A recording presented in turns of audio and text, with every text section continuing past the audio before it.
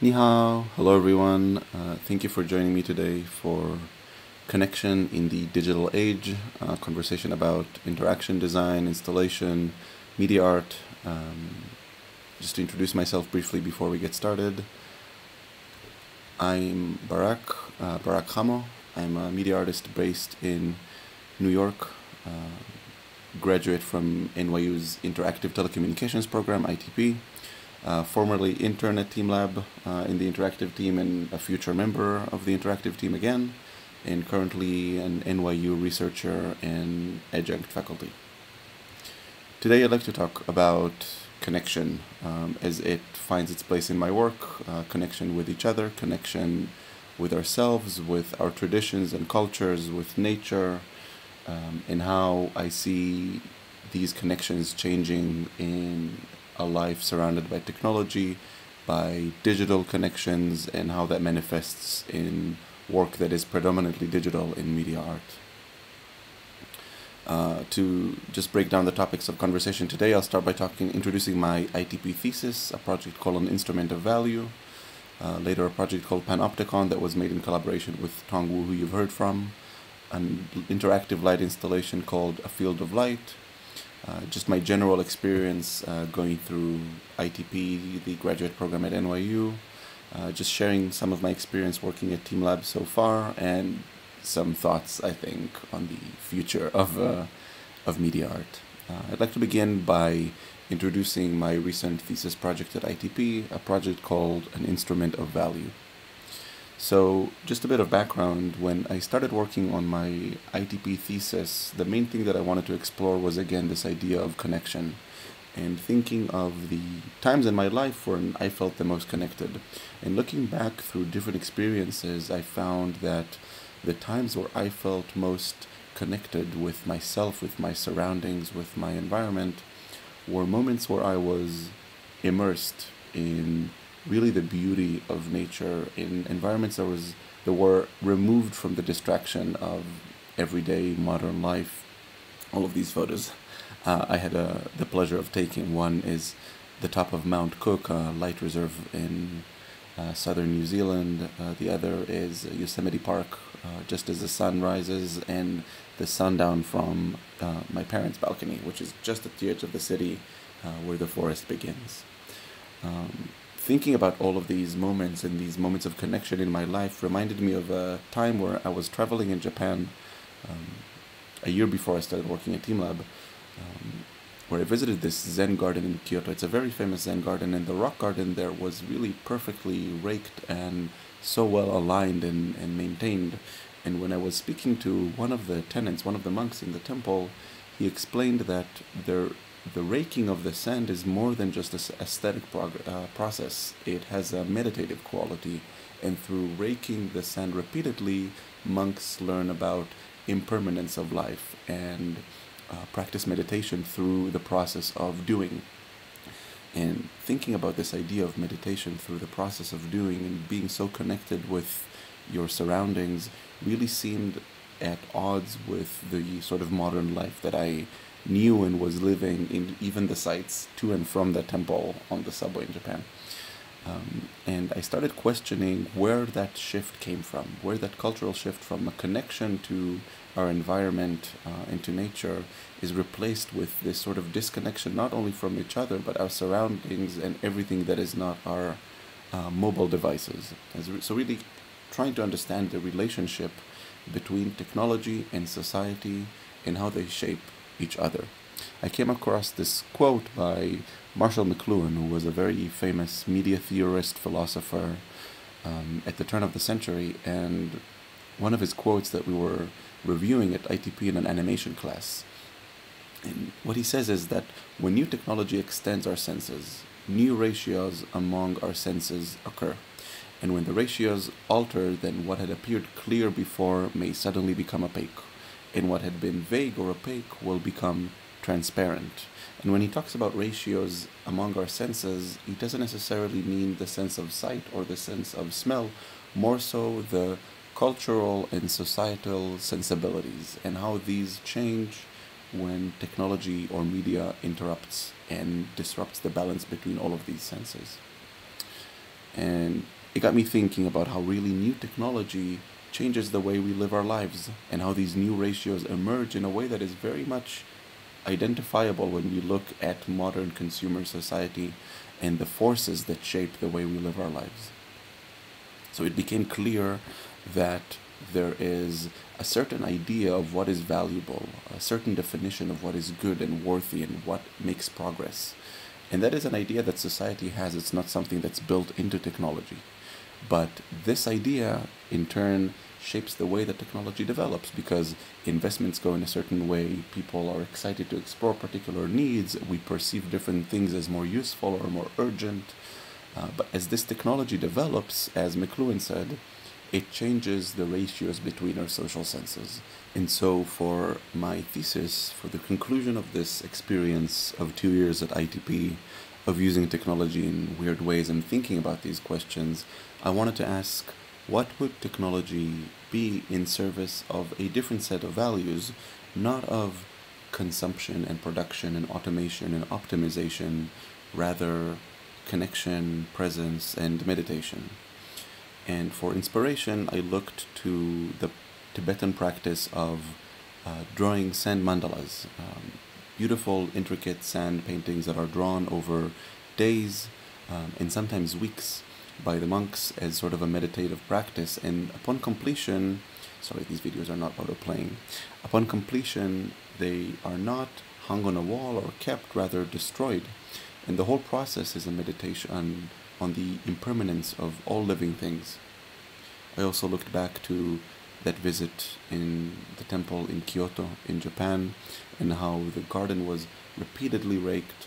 And also this project called Transmotion that I made in my first semester at ITP, that was a robot that responds to poetry, and how I really fell in love with how quirkily it moved in thinking about this connection that can be found between man and machine.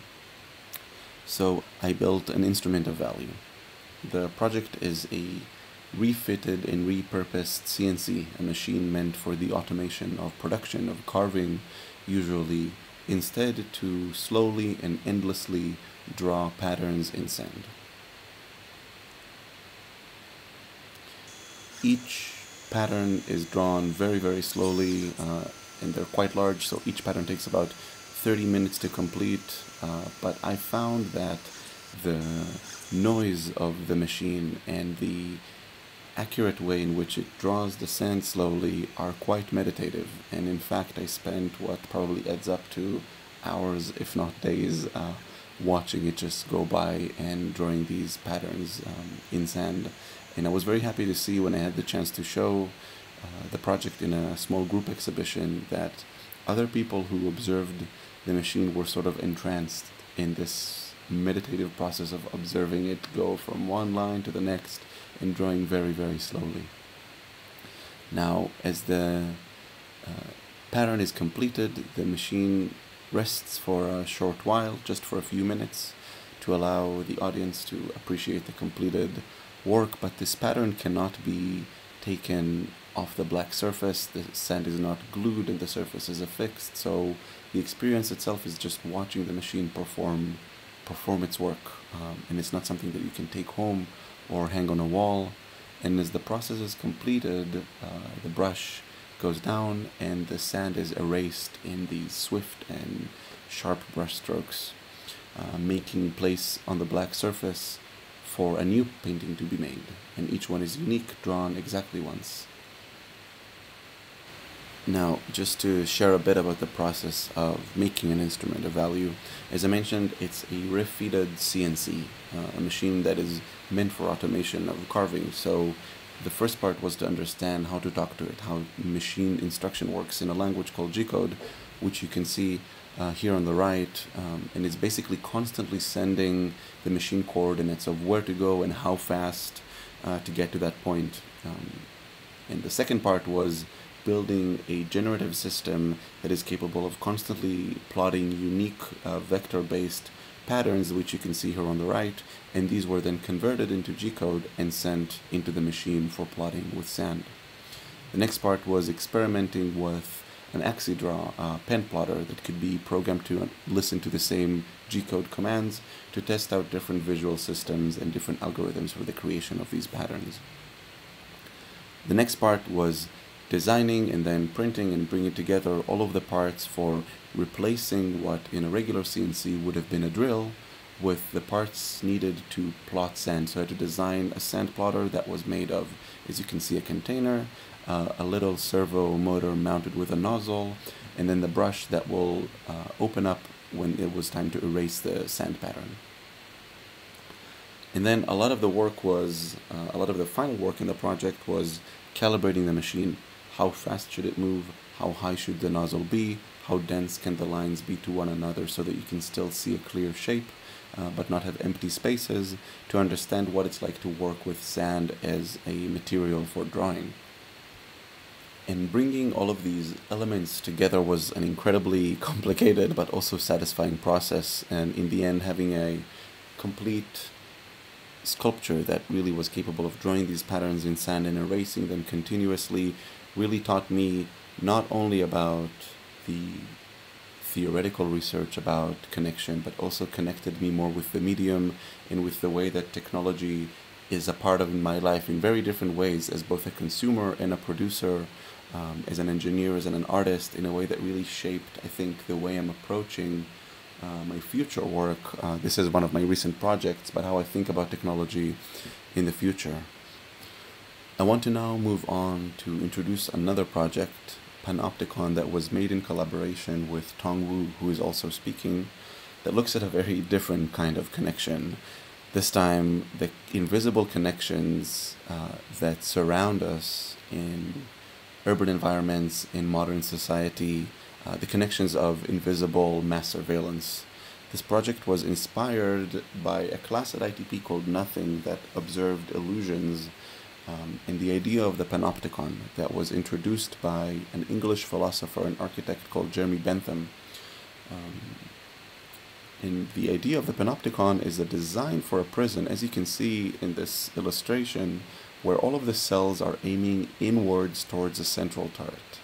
And because the all-seeing eye of the watchman in the turret can look into all of the cells, you can see that none of them have privacy, then all of the inmates can never know when they are being observed. And this process of never knowing exactly if you're being watched or not triggers a mechanism of self-policing, meaning that all of the inmates behave because they're afraid to be watched. Even though these theoretical and then practical designs for prisons that were built in Europe and England and the Netherlands, in the US and Cuba, are now defunct, the idea of the Panopticon is far from being out of our lives. On the contrary, mass surveillance watches us everywhere we go, whether we are prisoners or people on the street. Anecdotally, I came from London before coming to New York for NYU. London is one of the most surveilled cities in the world. There are 400,000 security cameras spread out across the city. Tom came from from Beijing, where there are also 400,000 security cameras. We both now live in the US, where there are more than 3 million security cameras spread out across the country. So we are seen anywhere, everywhere, and all the time with no discrimination of who we are. So we wanted to make Panopticon a project that exposes this sensation of being surveilled and makes people think about this really invisible, all-seeing eye that is watching us almost on every street corner. So the project begins by mapping a series of higher level, let's say, security footage of people on the street, of open public security cameras, but as viewers are approaching the main installation, it recognizes their face. And unseen security footage of them, facial recognition images captured of them around the space, are then glitched into view. And as you approach the installation and you see your face starting to glitch into this video sculpture, you're presented with the fact that you have been watched without your knowledge, that your face has been identified and collected, and that we know who you are because we're able to match your face to those faces previously captured. Even though in this image, only about half the matches are correct, but I think that's something Tong is covering. So I'd like to just briefly show you an excerpt from our documentation of the installation Panopticon.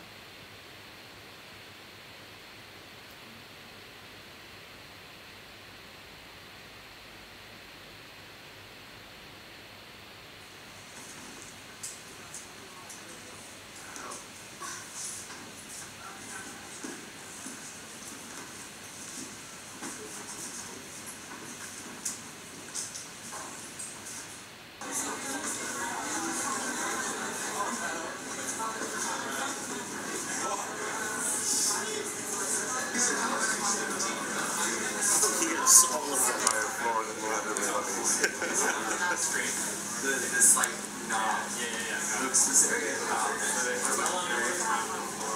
Yeah, from yesterday.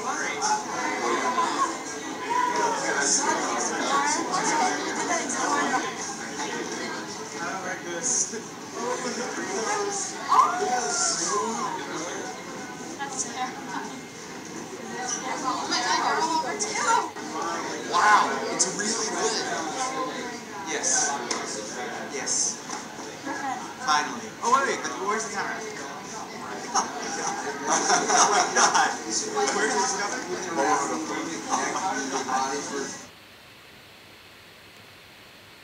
So, as you can see, some people get really freaked out when they see suddenly their surveilled face and realize that we've been watching them. So again, just to briefly describe the process of making this installation, one of the challenges was really to make sure that we cover people wherever they are, in every corner of the space. And we've had the pleasure of showing Panopticon at the ITP show, in the Culture Hub Refest in New York, in Currents New Media, recently in Santa Fe. That was by far the most challenging. And every time we show it, we need to make sure that the space is very well covered. So it's made of a network of tracking computers. In this case, they're Mac Minis that run OpenCV using our own facial recognition algorithm, and each connected to multiple webcams aimed at particular angles of entrances and exits or very well lit spaces. These are then all streamed to our main server, the identifier server, that is connected to a second camera that is placed right under the installation. So as you can see here, when people approach the installation itself, the final camera captures them and matches their face to all of the previous photos captured. These are then glitched into view in the projection. Now, the software system we used for facial recognition was our own code, but was built on top of OpenCV, an open source computer vision library that is capable of face recognition as well as face identification. And that technique is based on what's called facial landmark extraction, which are these points that you can see here all over Schwarzenegger's face. And they demarcate specific areas of the face, the relationship between which is then used to identify one face from the other and match the image to the person's face. Now, this technology of facial landmarks and face identification is used in playful things like Snapchat and Instagram face filters that we're all used to seeing recently, but also for less playful applications like mass surveillance of crowds and individuals, both in private and public spaces with or without their awareness. And using the system only in Currents New Media alone, an exhibition that ran for 3 weeks over the last month in Santa Fe, our system captured more than 15,000 faces, among them 6,000 individuals that were detected and matched who observed the installation. So I think Panopticon was very successful in revealing the surveilled image to the individual, this unseen network of seeing eyes that are observing us everywhere, and going back to this theme of connection, not only of the connected devices that are observing us, but how this existence of this network affects the way that we connect with others in public spaces, in urban spaces, and in modern society.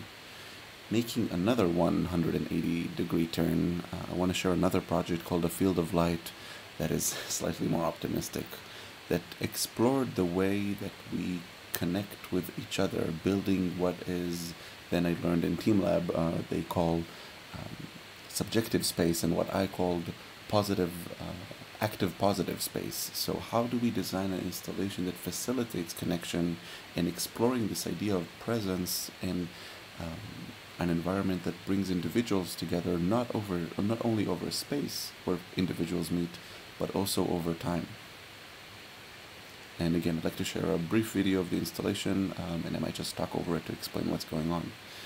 So a field of light is a field made of optical fiber plants that respond to the presence and to the movement of visitors. But it's not a one-to-one mapping where if you move the colors change or light up. Rather, this installation takes into account the movement of all of the people around it over time. So as you move, your echo reverberates in color through this field. And when a new person approaches, they get to see the cumulative effect of all of the people who were there before, maybe 15 or 20 minutes. So you can think of the field not only as an individual experience, but as this dynamic system that responds to the presence of people over time. Now, to make this installation, I used, when it was presented outside, a range of distance sensors that were laid under the optical fiber, and when it was presented indoors in the recent art fair in Israel, using depth cameras, real sense cameras that are capable of detecting motion. And just to show you what that looks like, each individual is assigned a particular shape or particular position in this black sphere that maps the field. Now these colors are then ran through a simple feedback system to create a sensation of all of the colors conjoining at the point of the field. Looks something like this. All of the specific individual points erupt in these sort of streaks of color that go up and to the right, and the surface is then mapped onto the field using strips of neopixels that run through the light and are mapped using a DMX controller. But to create an interaction that is a bit more complex than you move and the colors change on the field, I really wanted to be able to connect people over time. And to achieve that goal, there is a second layer of a convolution over time. And as you can see, the color mapping on the top right, where it says turbulence, shows the initial map. The remapping on the bottom shows an evolution over a certain degree of time. So each frame is recorded and then convolved into this joint image that builds over time into a more complex view of the field, or a more complex light painting. And the end result, the one that is sent on the right, is a joint immediate impression of the people currently across the field, layered on top of an evolving image over time. Now, following these three projects, all of which were built during my time at ITP, the interactive telecommunications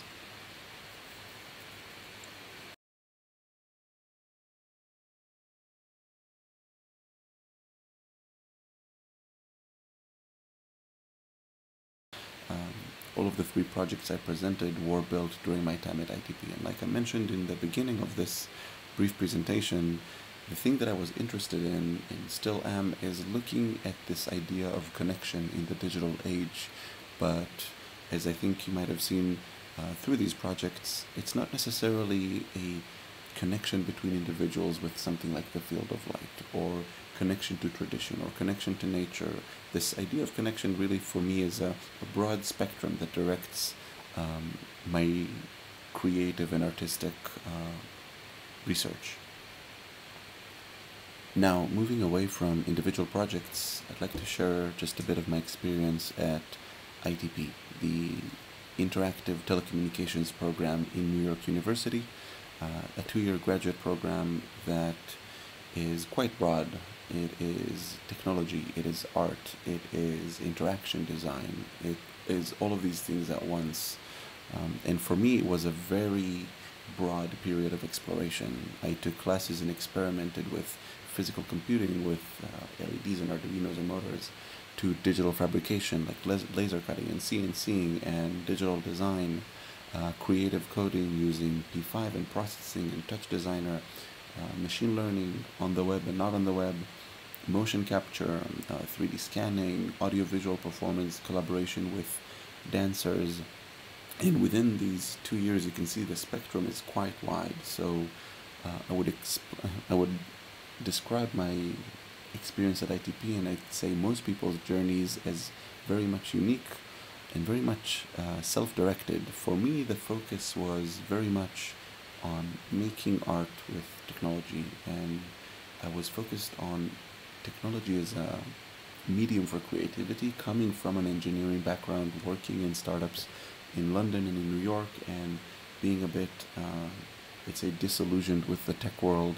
I wanted to take my technological skills and my technical training and use it for something else, use it for making art. And that also led me to thinking about technology more critically. coming again from an engineering background and coming into art school, it opened my eyes to a different way of looking at the role that technology plays in my life. And I think that sort of plays a role in the projects that I've shared so far. So just to give you some examples of the works and experiments from the last 2 years, they range from a series of digital art and generative art experiments to, again, collaborations with musicians and performers in motion capture on stage, as well as my own performances. Recently, a lot of explorations of light-based work, light art, light sculpture, larger scale light installations for public spaces done as part of collaborations and commercial work, as well as, of course, installation design and installation-based art that is where my original passion lied, using light, using video, using projection, using kinetic elements, a range of different technologies and tools. And that was really the draw for me to come to ITP. The reason I came to ITP was originally being exposed to work by Teamlab, the digital art collective based in Tokyo, Japan. When I was in Tokyo a long time ago, I first got to see this crows piece by Teamlab of these crows flying in space, and it was one of the most incredible installations I've ever seen. And after leaving the installation space, it was the Mori Art Museum in Roppongi in Tokyo. I decided that I'm going to quit my tech job and figure out how am I going to learn how to make these things. And that was sort of my goal at ITP. And I was very lucky to be given the opportunity to intern with the interactive team, the team that is responsible for the digital art part of Teamlab's work.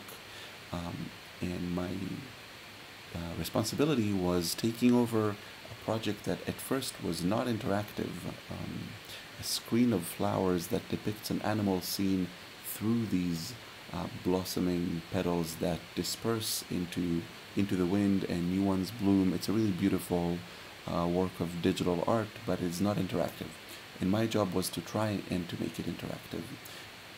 So to begin recreating an interactive version of this work, I used Unity to simulate the blooming of flowers in a semi-random pattern called a poisson sample that was meant to recreate a natural-looking yet consistent dispersion of flowers on the screen in different kind of noise patterns to make sure that the flowers bloom in different speeds in different places, as you can see in these images. And as you touch the screen or interact with the work, as you can see in the image on the right, petals begin to bloom. And they fly around using a wind simulation that control the direction of the petals, and new flowers bloom where the old ones dissipated. And really, this screen that might seem further away was made of tens of thousands of tiny flowers, but a lot of the detail was given to mimicking the movement of the flowers in the wind, mimicking the dispersion of flowers in a field, the way that the petals were flowing, the way that the outline was merged in gold to give the flowers a slight painterly look. And I think a lot of the process and a lot of the stages and the attention to detail in working on this project were the reason I loved Teamlab's work so much and was so impressed with the interactive team. It's this incredible attention to detail, to the aesthetic of trying to capture the traditional aesthetic of Japanese art, the depiction of nature, the elements of interaction, the way that people come together in a space, and how all of these elements are used in a consistent digital art practice that is made by a large number of people working together in what really is a collective. And specifically, I was really impressed with the way that Teamlab's work is designed to connect people, to be very mindful and respectful of the material that they are trying to represent, nature and Japanese tradition, and the creation of what they call a subjective immersive space. And that is an installation space that really evolves and responds to audience presence and interaction, more so than just seeing a projection on the screen.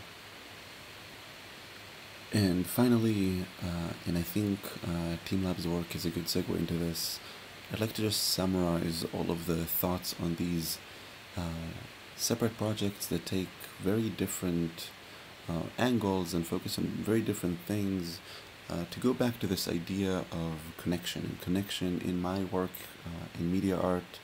I think a lot about the state of our industry and installation-based work in general, and how even though the initial intention might have been to make work that fosters this kind of intimate connection, in the end it can sometimes become this sort of photo op or Instagrammable backdrop, and that could be very frustrating. But the fact is that media art or installation art or immersive art is not really to blame. The same thing can be seen in the MoMA. Facing Manet's water lilies, people taking selfies and queuing up to take the perfect Instagram square shot. But I think that's symptomatic of a broader effect that technology has on our lives. As I mentioned before, this sense of disconnection between each other, with the exception of our mobile devices, the way that technology visibly and invisibly changes our lives.